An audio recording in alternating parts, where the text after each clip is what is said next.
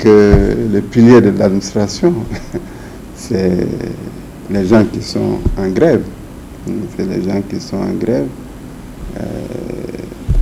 Les mairies, donc les volets de collectivités décentralisées, il y a les sous-préfectures, il y a les préfectures, etc., etc. Ça, c'est le poumon même de l'administration qui est en grève. Donc, comme conséquence, ça va paralyser, évidemment, il va sans dire que ça va paralyser toute l'administration au niveau du commandement. Au niveau du commandement, les régions, les cercles, les communes. Je pense qu'il faut engager un dialogue fécond entre le gouvernement et les gens qui sont en grève. En tout cas, les conséquences sont extrêmement graves. Je pense que tout le monde prend la mesure de la gravité de cette situation. J'ai appris que ça continue encore toute cette semaine. Donc, vivement qu'il y ait un dialogue, le pays est trop fatigué. Le Mali va très mal à tout point de vue. Je ne dis pas que c'est dû à l'actuelle équipe gouvernementale. Depuis un certain moment, notre pays traverse énormément de problèmes, énormément de crises. Je crois que c'est le moment où il faut faire une union sacrée pour sauver l'essentiel qui nous réunit, qui est le Mali. Dans le fond de la revendication, je pense que on ne peut pas leur donner tort. Toute vie est une vie. Il n'y a pas de vie supérieure ou de vie inférieure. Donc, j'ai suivi les débuts des revendications. Je pense qu'ils sont dans leurs droits.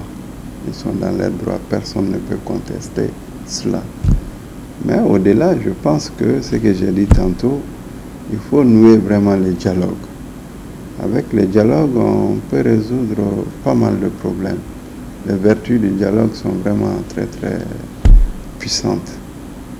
Quand les gens se mettent ensemble, discutent, échangent sur n'importe quel problème, je pense qu'on peut trouver des solutions. Il appartient au gouvernement, moi je ne suis pas membre du gouvernement, il appartient au gouvernement de tout faire pour éviter cela, parce que ça ne fait que aggraver une situation qui est déjà mal en point.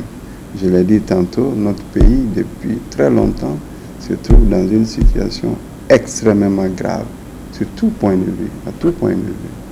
Sur le plan social, sur le plan économique, sur le plan politique, sur le plan scolaire, sur le plan éducatif, sur le plan sécuritaire. Le pays se trouve vraiment à la croisée des chemins. Je pense que les Maliens, toutes catégories confondues, nous devons prendre la mesure réelle des problèmes qui assaillent aujourd'hui notre nation. C'est extrêmement grave.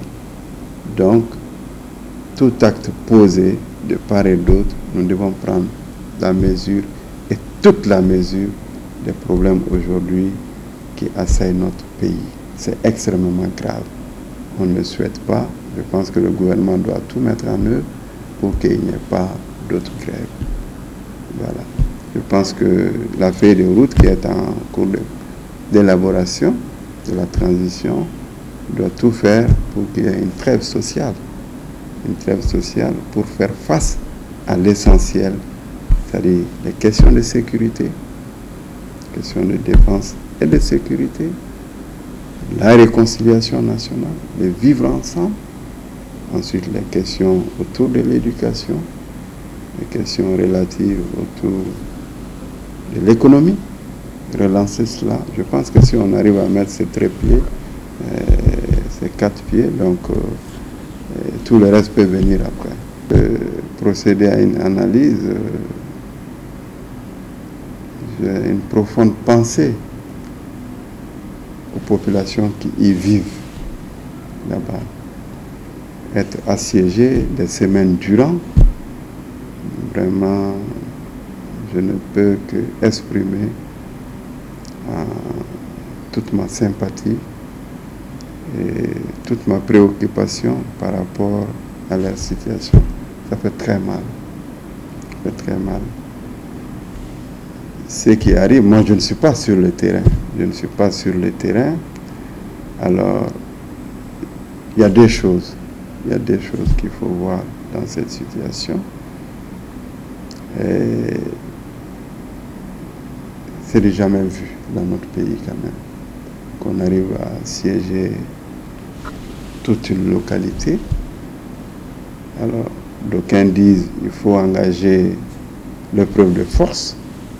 Donc, il faut analyser les tenants et les aboutissants. Hein? D'aucuns disent qu'il faut continuer à négocier.